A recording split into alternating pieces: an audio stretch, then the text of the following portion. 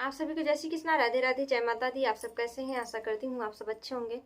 हम आप लोग को एक विवाह गीत सुनाने जा रहे हैं। गीत आप लोग को कैसा लगा कमेंट बॉक्स में जरूर बताइएगा। अगर पसंद आएगा तो हमारे चैनल को शेयर, सब्सक्राइब, लाइक जरूर कीजिएगा। अपना प्यार, दुलार, आशीर्वाद सदा अपनी छोटी बहन पर बनाए रखिएगा।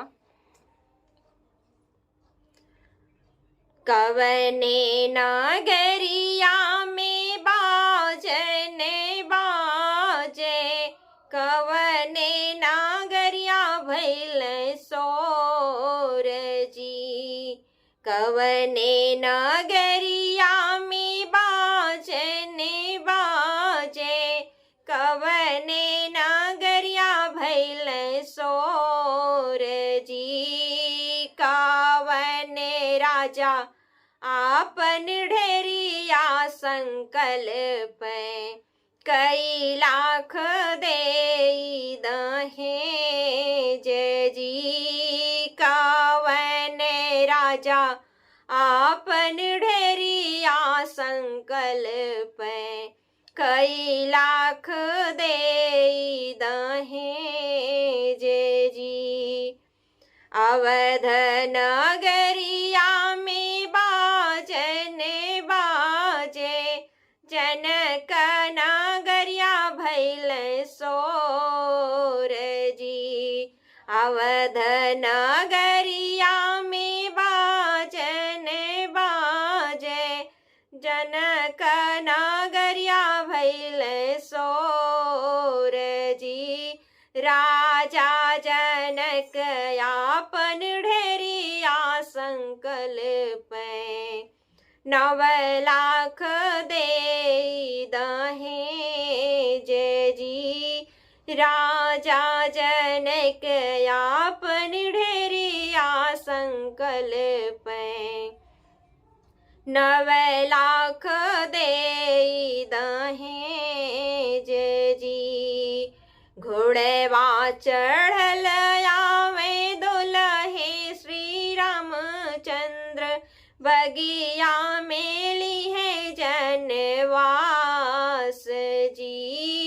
घोड़वा चढ़ल आवे दुल्हे श्री रामचंद्र, बगिया में ली है जनवास जी।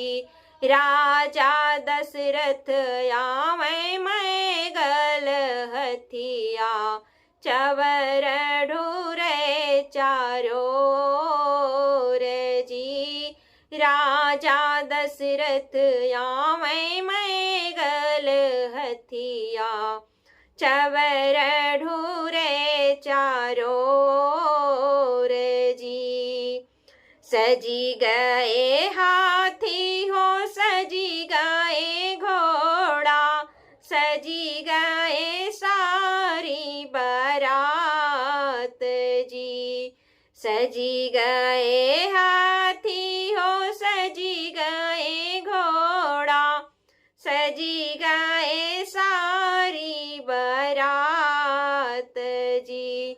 राम जी के घोड़वा हो सनिक सजी गए, सोनावा के दोहरी लगाम जी।